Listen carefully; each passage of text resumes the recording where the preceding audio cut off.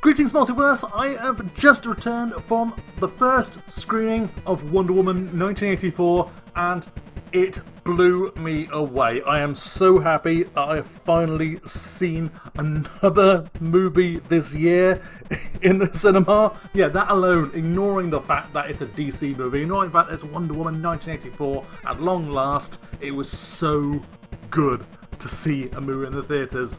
And what made it even better was the fact that Wonder Woman 1984 is probably my film of the year. Okay, admittedly, it didn't have that much competition this year, but it was a damn fine film. I really enjoyed it, but I loved every single second of it. The few quibbles I have with it are really, really minor stuff and don't take anything away from the fact that I utterly loved it. It's a fantastic DC movie, it's a fantastic comic book movie, it's so far better than anything Marvel has ever done. Yes, I am going to go that way because I'm going to say something in here which just really still ticks me off about the MCU. Okay, I'm just going to say it right off the bat right now. Death. The Avengers, the first Avengers movie, contains scenes which still get on my nerves today every time I watch that movie, and it does happen occasionally, where Captain America and indeed the other heroes kill S.H.I.E.L.D. agents. They're all normal people that have just been slightly brainwashed by Loki. There's literally a scene where Captain America guns down S.H.I.E.L.D. agents. Wonder Woman 1984 goes outright in saying, look, don't hurt these guys.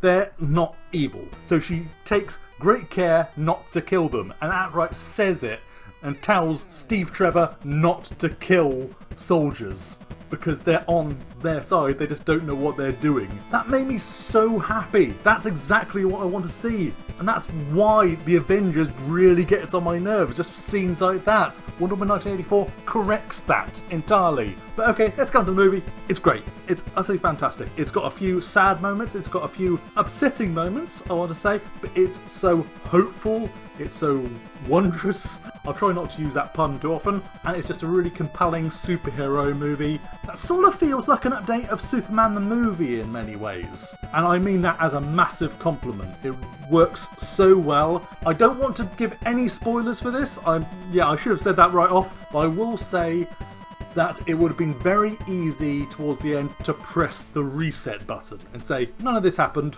No, they don't do that. It still keeps in with the timeline of BVS and Justice League, but at the same time it embraces the consequences of everything that went on. See, that's what makes a great film. These just little decisions that sort of all add up into a fantastic movie. That's hard to find fault with. I particularly want to give a lot to the villains, Pedro Pascal as Maxwell Lord and Kristen Wiig as Cheetah, Barbara Minerva. They are fantastic. They are possibly the most sympathetic villains you'll ever see in any superhero movie. Doc Ock in Spider-Man 2 approaches this level, but I've seen even more so. You are on their side for the most part. Barbara Minerva in particular, I really felt for. I really empathised with. I'm just going to say that out loud. I understand everything that she's gone through and sort of agree with in every way. They are villains and they're compelling villains. Another thing the MCU keeps on screwing up, and I love every point when they're on screen. Minor quibble time. Cheetah, don't see enough of her. Barbara Minerva is in it quite a lot. She's an important part of the story, but actually as Cheetah, not quite enough. I think there needed to be a few more fights with her. I just feel we could have had a little bit more Cheetah in there somewhere. And maybe a little bit less of Chris Pine being impressed by trash cans. I wouldn't say it's a massively long movie. It's a decent length and I did enjoy every moment of it, but there are a couple of moments where you feel it's a little bit indulgent. I mean, I think it's very, very funny, the fish out of water stuff with Steve Trevor, but at the same time, it goes on a little bit too much and takes a little bit away from the plot. A little bit. It was still great. Even the bits that don't quite work towards the plot or don't quite push the plot forward were character based. So they justify their inclusion and they're fun. And Chris Pine's role is important. I wouldn't say it's as meaty as I expected, although he is in it for a significant part of the film, and he actually is important to the film. And I like the way they brought him back. And I don't want to get into spoilers here, but it's done very well. It's done in a way I didn't quite expect, and I was very happy to see. I was also very happy to see certain Wonder Woman elements that weren't in the first movie and are definitely in 1984. There's one particular element which I did not expect to see. It's actually in the trailer, and don't think anyone quite noticed it. It made me smile so hard. The action scene's absolutely epic. I loved every moment of it, especially when that music kicks in. And speaking of the music, yes, A Beautiful Lie is in there. And in a key scene, I will say it's nothing to do with Batman whatsoever, but it is to do with the name of the song more than anything, so it makes it really apt. And it's a fantastic moment and a fantastic callback, fantastic musical callback to a scene that doesn't have anything to do with Wonder Woman in BVS, but it's just a great bit of music that works really well in this scene. The music in general is just great. It is just a fantastic movie, and I urge you to see it where possible. I cannot wait to see it again already. It is such a good film. I am trying to work out where it is on my roster of DCU movies or even superhero movies in general. Is it better than the last Wonder Woman movie though? It's got moments in it which are, and moments which aren't.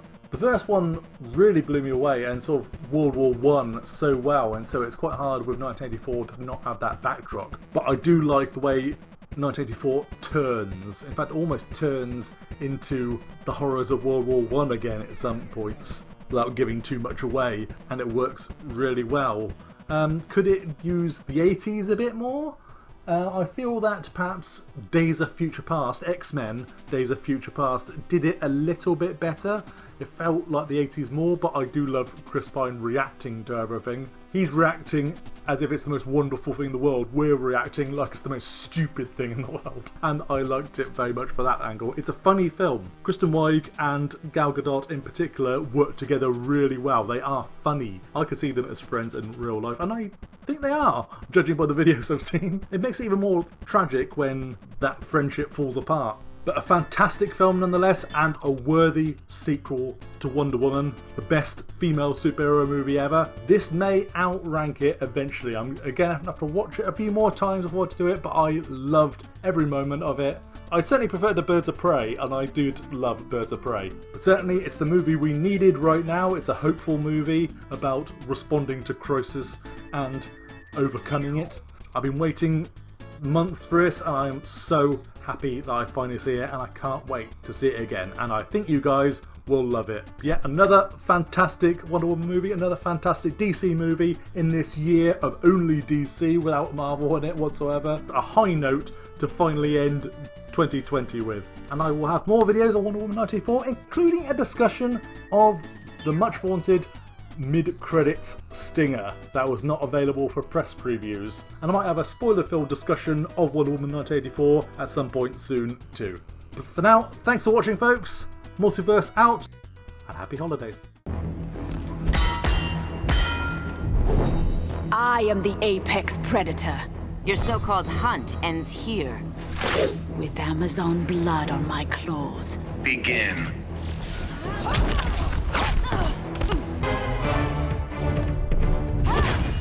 Wonder Woman wins.